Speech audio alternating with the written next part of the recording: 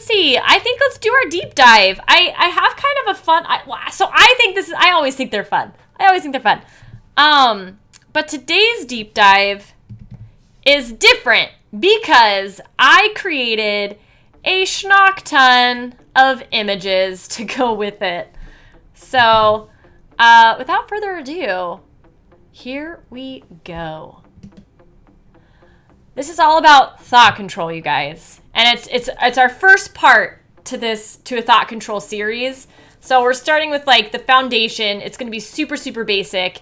And essentially the thing we want to just understand is that our thoughts, in a very, very real way, control us. And it doesn't have to be that way.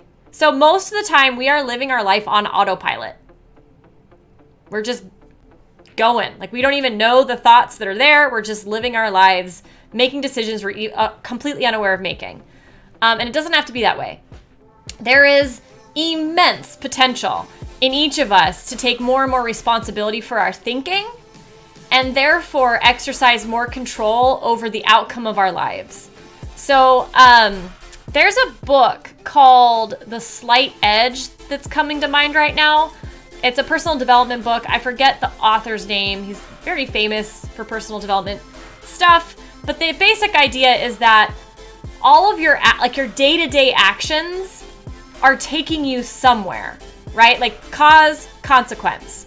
So where we end up at the end of our life, whether it's like well-being and flourishing and thriving up here, or like, a lot of extra suffering and, just like poor well-being down here, largely is determined by the actions we take each and every day.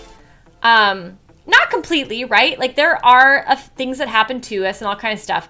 But like we've learned with Viktor Frankl and Man's Search for Meaning, we can even experience well-being in the worst of circumstances. So what we choose to do, how often we choose to do these things leads to where we're going to end up, right?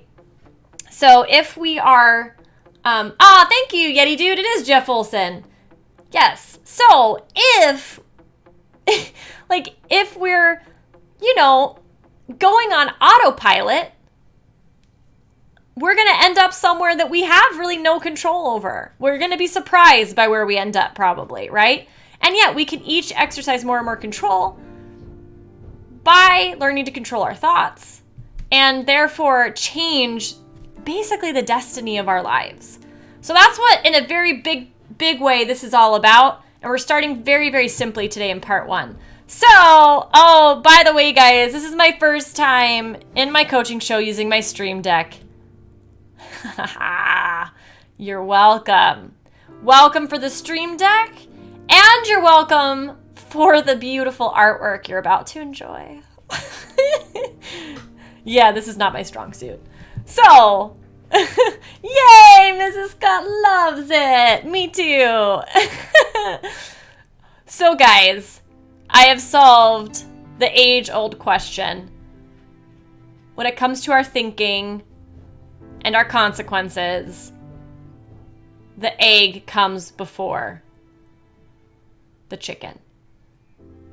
So our thoughts lead to our actions. Now everything I'm going to say is deeply, deeply rooted in cognitive behavioral therapy, which has just years and years of research backing it up and validity. So, yes. Yeah, okay. So our thoughts create our actions. So we're kind of like a hypnotist, guys. We feed ourselves a thought, right? Like you will cluck like a chicken before we actually cluck like a chicken. And this is amazing, right? This is just amazing. I'm having fun. I feel like it's like a pilot with my Stream Deck. To put it another way, like another super simple example is we have the thought, oh, my shoe is untied, before we actually tie the shoe, right? You're not tying your shoe and then go, once it's tied, go, oh wait, my shoe is untied. No, you don't. You really don't. Now, it may seem like you do because, wait, Uh-oh. Wait. I got it. Aha! It may seem like you do because our thoughts are either conscious or they're unconscious. So you could have like a unconscious thought about your shoe being tied and you're just on autopilot tying your shoe, right? But you've actually had the thought. So conscious thoughts are the ones that we actually hear in our head. Like I hear my voice all the time speaking, right? In my head. I'm not the only one. I hope I'm not the only one. So we hear them. We create those thoughts, right? Like we shape them and form them and then we speak. So those are conscious thoughts. Then there's all of the bajillions of unconscious thoughts we have each and every day. Those are the ones that we're not aware of, right? We don't create them. Like we do. We don't, but like we do. Does that make sense? Like the part of us that we have no control over and our brain is creating them. So technically we create them, but we don't really create them because our conscious brain isn't creating them. You get it. Okay. So, these are conscious thoughts, right? Like, oh, look, I'm aware of my thoughts. I hate salad. I want blah, blah, blah. I like do-do-do-do. I hate blue-do-do. She's dumb. He's cool, right? Like, here's the thing about them. They require effort. They require us to expend energy to create them, right? So it's something that we have to focus and do, right?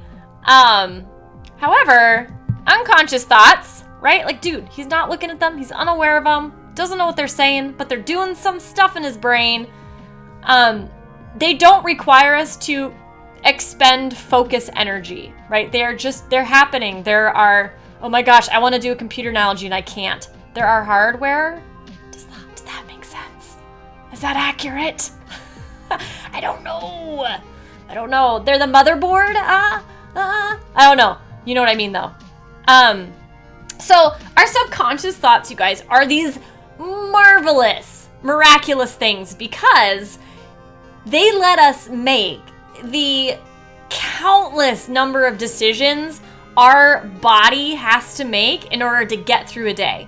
So just think about what it would take to drive a vehicle if every single thing you did required 100% conscious thought. You wouldn't be able to have reaction times fast enough to drive safely, right? Like most of the time, we're driving on autopilot. Think about how bad you are in the first year of driving. A lot of it's because it's all conscious thought. Yeah, like it's not been able, so you can't react very well. You can't anticipate very well, right? So that's just one example. But in our life, there are so many things we do that we just can't. We couldn't function. We couldn't get nearly what we do done if we had to consciously think of everything and make all those decisions. So subconscious thinking is a survival tool, and it is absolutely crucial to who we are and what we do. But it's a challenge to us as well because when we are unconsciously thinking, we're on autopilot. So we don't influence our actions, right? Like our thoughts cause our actions. So if we're not at all aware or doing anything here, we're just going to be acting. And a lot of times what we're doing is leading to the poorer outcome in life, not the better outcome in life that we all really want. So it's kind of like we're zombies shuffling unawares towards our destiny. Okay, so I want to look at this a different way. And I'm sure this is making sense. I hope it is. But you never know. So I've now set this up to say, ask questions in chat, but now you're thinking I'm going to horribly judge you as an idiot if you do. But I won't. So anyways, yeah. So I want to look at this another way, and I'm going to do it by bringing in one of my most favorite movies, which is Howl's Moving Castle, Studio Ghibli, Miyazaki, right? Hopefully you've all seen this glorious movie. If you haven't, stop watching me and go watch it. It's that good. But essentially, the way I start, so I was like, okay, how else can I understand and really solidify this idea that our thoughts create our actions and we're either controlling our thoughts and shaping our destiny, or we're not controlling them and we're just going towards wherever we're going like a zombie. And that's when I was like, oh my gosh, we are Howl's Moving Castle. And the castle itself just moves, right? Like it's on autopilot, hanging out in the waste, going wherever it's going. And it itself doesn't exercise any control. Like it's an alive being, you know, polluting this beautiful, wonderful, pristine natural world.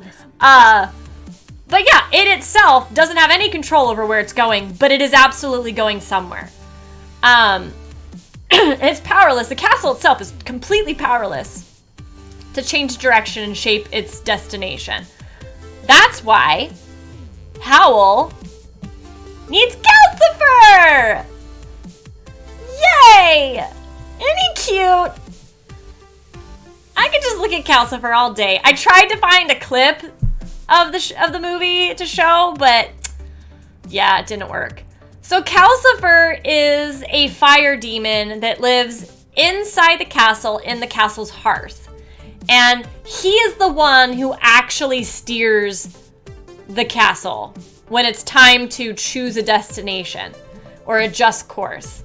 And if you've seen the movie, you know that like Calcifer does this by like consuming a bunch of wood or a bunch of food, because it requires him to exert a ton of energy. Oh, Dos Meeps, this is Howl's Moving Castle. Yeah, it's great. It's Mrs. Scott's and my favorite Miyazaki film. Yeah, there you go. Thanks, Mrs. Scott. So yeah, so he like has to consume all this energy because it takes an immense amount of energy to consciously choose the direction of the castle, right? Making sense. So, whoops, I did it again. Bye-bye, Calcifer, we love you. Bye. Oh, that's so sad. Oh, we have puppies. It's not as sad. We've got puppies. Okay, so between the thoughts creating our actions, there's actually a missing step that I haven't mentioned yet, and we're gonna do that right now. So there's something in between the thoughts and the actions.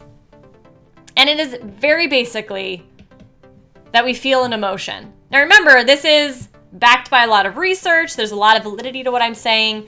The field in psychology that has discovered this and shaped it is cognitive behavioral therapy. And it's like the most effective, as far as I have been told, the most effective treatment for depression. So,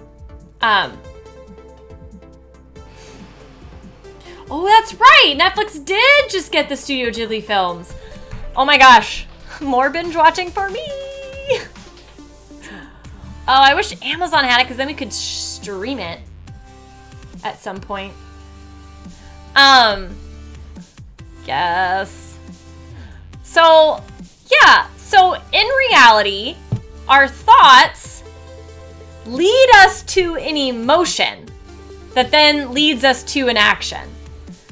And so, whether our thoughts are conscious or unconscious, right? Like we're either aware of them or we're not, they are triggering an emotional reaction.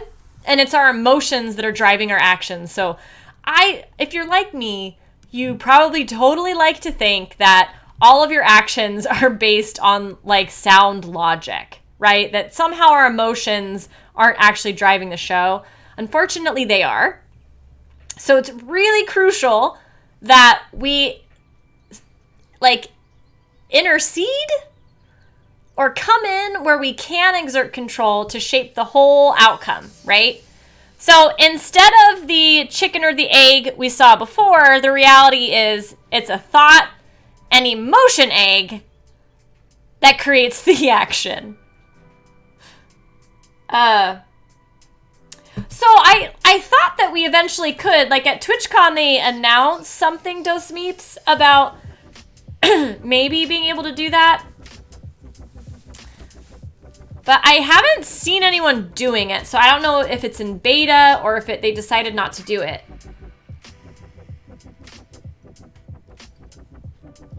But it had to do, like, if you were Amazon Prime, member and all that stuff. Like, I think it was going to be a prime perk for streamers, but I don't remember at this point. I just remember being super excited about it. So I want to give some examples of this. So imagine that you had the thought, I'm unlovable. Right? I have certainly had that thought many, many times in my life. So I'm unlovable. How would you imagine that would make me feel? Well, like sad, right? Maybe brokenhearted. Not good, right? Like I'm going to start feeling down about myself. And when I'm feeling down about myself, while there are many different possible actions that might result out of that, one that I certainly have experienced is like when I feel unlovable and I'm really sad, I don't take action. Like I kind of just get like sadly paralyzed, which then like makes me feel more unlovable because I'm not reaching out to people, right? Like I'm just withdrawing into myself. So that's one example. Another one, like if you had the thought like, oh, like how dare she like disrespect me like that, right? Like any sort of like, oh, that, right? Like, right? Like you're probably going to feel angry, and anger leads to all kinds of actions, but one of which could be yelling at somebody, right? Slamming the door, whatever, like all these little things that anger tends to do or result in that over time, like erode a relationship. So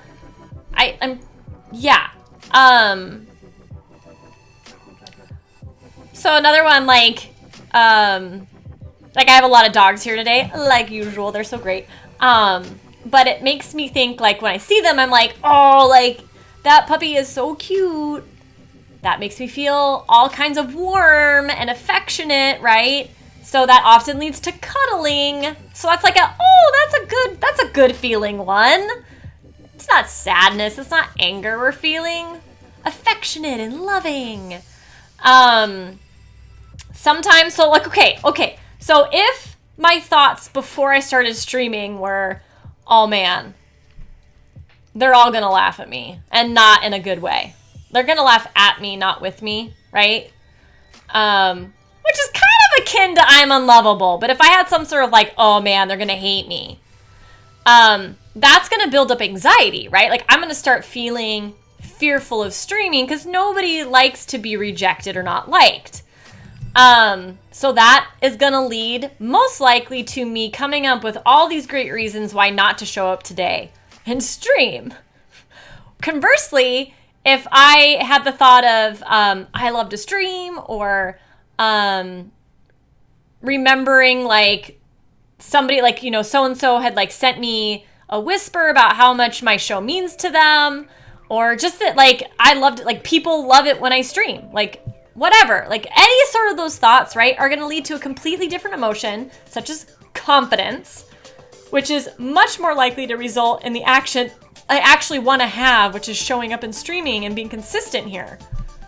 So that's how our thoughts drive our emotions, which drive our actions, right? So why, guys, does this matter? In the big picture, right? If we care about the outcome of our life, we want to effectively manage our thinking so that we can like stop being on autopilot when it's not helping, so we can course correct when our conscious thoughts aren't helping, and end up shaping our destiny. And in the small picture of everyday life, this matters because our thoughts are either weighing us down or they're lifting us up, right? Like they're either contributing to crappiness, bad, like feelings we don't want to have, or they're contributing to our well-being. Yeah. Hello, Zimmertrax 2183. When's our birthday? Well, the Matrix Card's birthday would be back like this August? Yeah, this August? Mine's in May.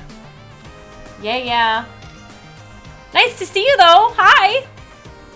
We're talking about thought control. So yeah, like our thoughts like shape so much our experience moment to moment. And if we're just constantly feeling bad, our thoughts are immensely contributing to that, right?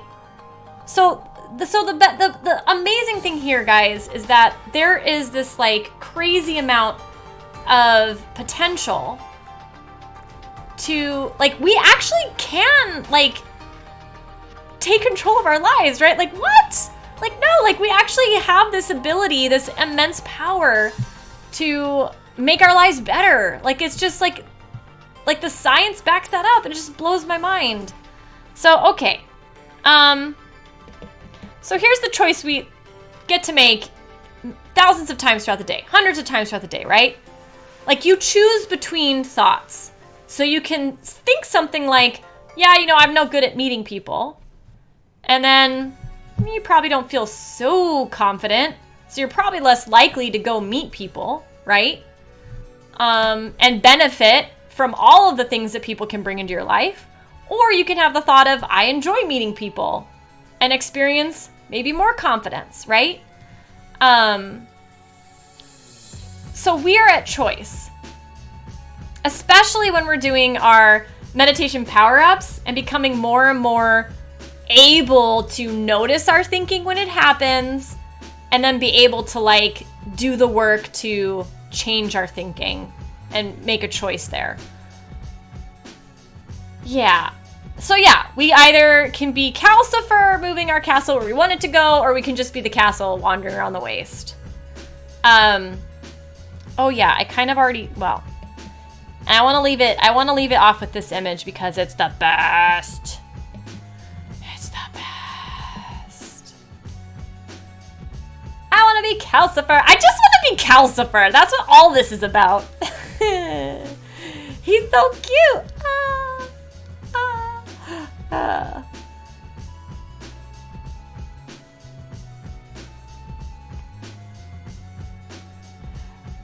Dos Meeps!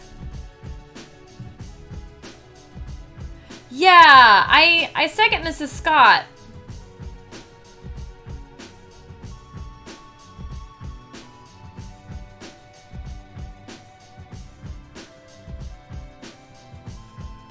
I mean, man. So many things are going through my brain right now. Dos Meeps.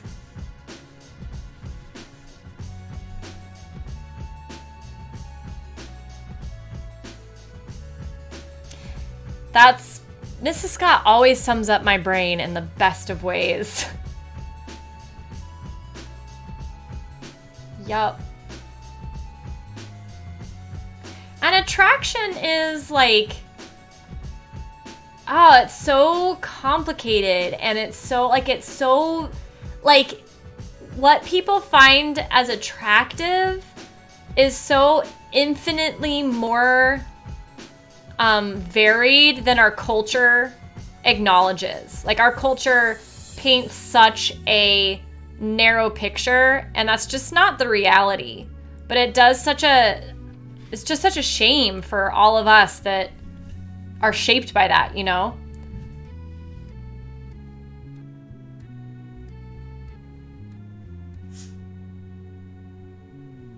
Yeah.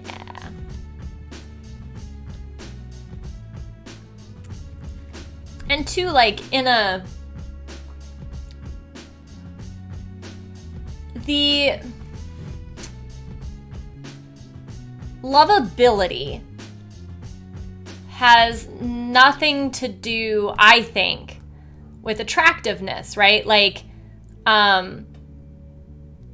even if someone was never in a romantic relationship, they're still, like, that doesn't affect how lovable they are. There's all kinds of love out there. And, Yeah, and it's so, like, I have not met a single person who, when we really got down to it, didn't have some part of themselves that, like, I just think feeling like we're unlovable is a core fear of being human. Yeah.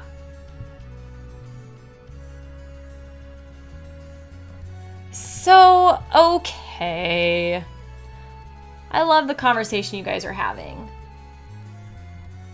So I have one final thing to say about thoughts, creating our emotions, creating our actions, which is thought control part 1, folks, is that there's an exercise that I invite you to do, and I have created a thought control power-up link in the power-up panel below myself.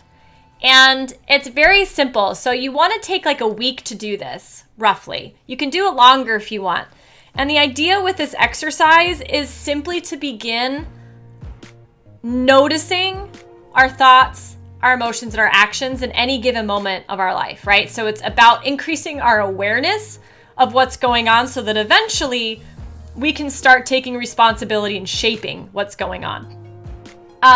So the way to start to build that awareness is, so for roughly a week, you set some sort of timer to go off at regular intervals. So when I first did this, I did like every 2 hours while I was awake. And I just set it on, like, I think my phone. I mean, if you guys know a way out there to randomize a like interval of time so that like sometimes you're getting like every 20 minutes, sometimes it's been 5 hours, whatever, I think that would be the best way to do this. I couldn't figure it out. So I just set an alarm to go off like every 2 hours. And when it goes off, what you do is you stop what you're doing and you record what it is you are feeling in the moment and what your consequences are. So what are the actions that emotion is creating for you? And like this for me was way more challenging than I thought it would be, because so many of my moments are actually really boring. Really boring. Not much is going on, especially like if I'm just working, right? And like writing a bunch. No.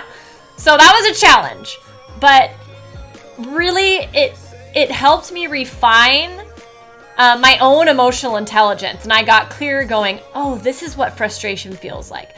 This is what boredom feels like. So it's a really cool, like powerful thing to do. So the tool I've linked underneath, right? The Power Up tool for thought control is exactly that. It just is a little digital way of recording what you're feeling, what are your actions or consequences. And then the third part that you want to try to do last is to then, out of that data, come to some sort of conclusion about what you must have been thinking. Sometimes that's going to be super clear because it was a conscious thought. You're like, oh, yeah, because I just told myself I suck. Oh, that makes total sense. Other times you're like, wow, I'm feeling angry and I'm writing a nasty text message, but I don't know why. Like, I don't know what I told myself. So you just kind of like do your best to figure it out, right? There's no right or wrong. It's just starting to do this work. And again, like, you want to do this for a week would be amazing, but you just do it for however long you want to do it. You can't overdo it. So yeah, and then next time we get to part 2, we're going to use this ability that we're building on to start to be able to influence our thoughts more often and shape the outcome more often. So yes. Haha. All right. Most awesome, guys. Thank you so much. That was our educational exploration of thought control. And I'm gonna, unless you guys have questions or anything, I'm going to do our gratitude practice. So, yeah, let's do our gratitude practice. So, what was the best thing that happened to you guys yesterday? Feel free to put it in chat if you'd like, or just do it for yourself. Oh my gosh. This is huge. This is huge, huge, huge. So I have to work out. Otherwise, I get really sick. Like I get migraines because I am such a high stress individual. Like I am very much like a type A. I have to be very active and achieve and produce. I haven't really been able to find a way to tone that down for myself. So the way I manage it is I have to exercise and have an outlet for like all of my adrenaline and anxiety. When the best thing I've ever done, and I love it to death, is spinning, like by indoor bike riding. And so I have this like really cheap spin bike that when I ride it, like one of the pedals clicks and it's like click, click, click. Every time I turn, it's like click, click, click. So poor Yeti dude is like trying to sleep in the morning and it's like click, click, click, click, click, right? So it's not ideal. And like my knee is getting hurt because I think the clicking is like throwing off the like smoothness or whatever. So yesterday I was gifted a Peloton bike, which is a crazy, luxurious, I would never be able to afford it kind of gift for myself.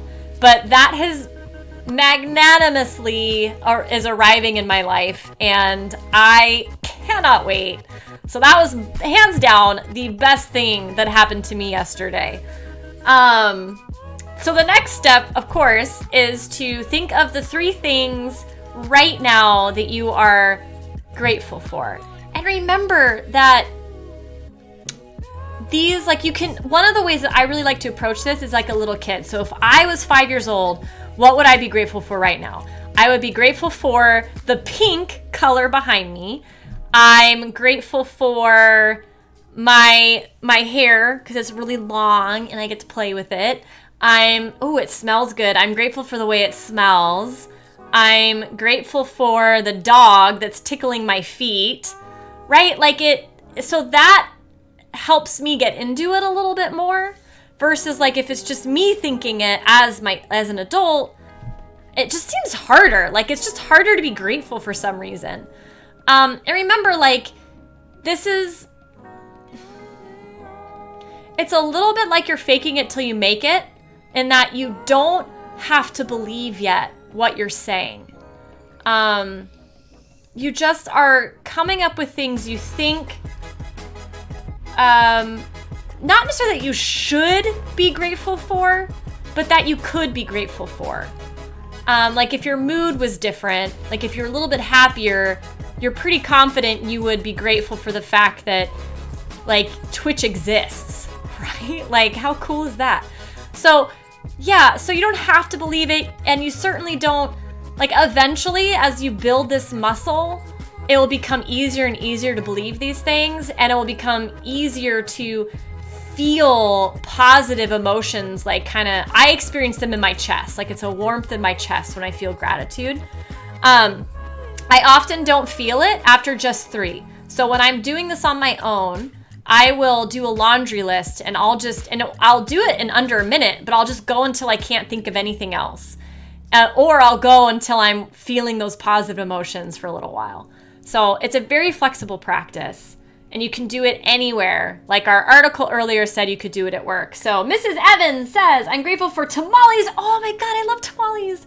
Chapstick and sunspots on the bed. Oh, yes. Yes. Oh, sunspots. Not sunspots and age spots, but sunspots. Yes. Okay, so what 3 things, guys, would make today great? This is another way of anticipating gratitude.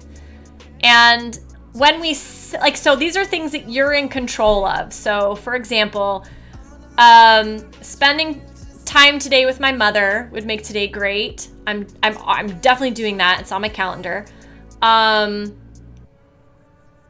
I always see the same things. I'm just happy to be here with you guys.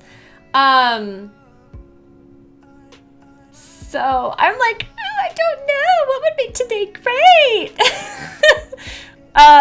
Finish working out, finish the flooring, have a nice dinner.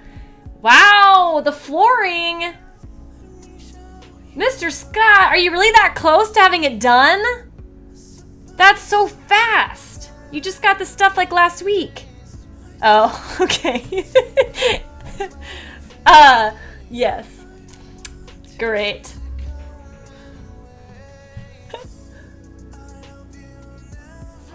And our final step for today is to set some sort of intention for the rest of your day. Oh, Z. Super Z-Man's becoming a flooring guy. I hope you take pictures. Have Mrs. Scott take some pictures. Because that's going to be adorable. Yeah. So an intention for the day. And I like to say it like an I am statement. That tends to work really well in our brains. So I am kind to myself. I am kind to myself. That's me hoping that I stop making myself sick by eating crappy food. Just stop it. Stop it, Punch Life Back. So I am kind to myself. Beautiful. Beautiful. I am energized. Well, you're gonna need to be energized for your workout and for the flooring. Oh, so good. Mr. Scott. Oh, mainlining green tea. Yeah. I'm gonna have that soon. I'm saving it for the afternoon today instead of the morning. Gosh, you guys. I totally forgot. I had a video for the educational dive into thought control to summarize it. So, yeah, we're gonna do that right now. Enjoy. So in case you missed the first part of my cast, this will catch you up. Part 1, thought control. Welcome to the thought, emotion, action, Uh-oh. I think you guys need more volume. Let me fix that for you. It's probably too quiet.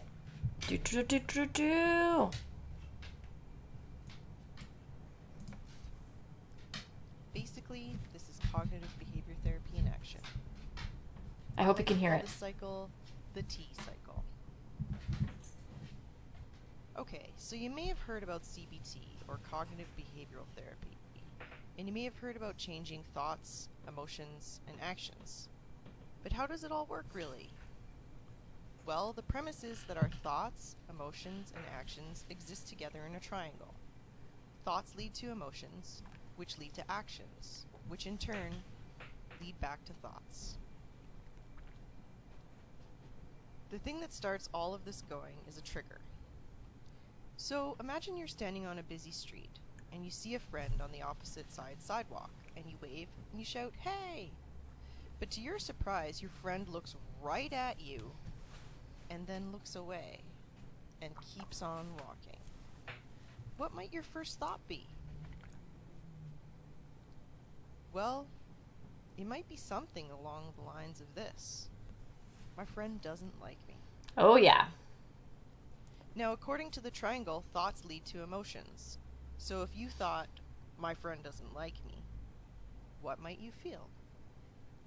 How about sad and rejected? Sound about right?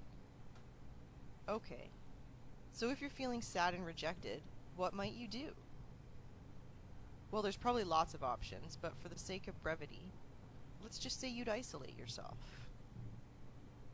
Now in this triangle, that action of isolating acts as the new trigger. So if you isolate, what might you think? Well, if you've turned your phone off and you aren't checking your email because you're isolating, chances are no one can get a hold of you. And you might think something like, nobody ever reaches out. Mm-hmm. If you think that, you might feel alone or angry. And if you're feeling that way, you might do something like send an angry email, which then becomes the new trigger of the cycle, and we're back to thoughts again. You see how this is going? Sending that angry email might have seemed like a good idea when you were feeling alone and angry, but now that you did it, you might think, uh-oh, I should not have done that. Because some part of you, even though you're heading down this negative spiral, is still logical. But with that logical thought about your behavior, you might now feel shame or guilt.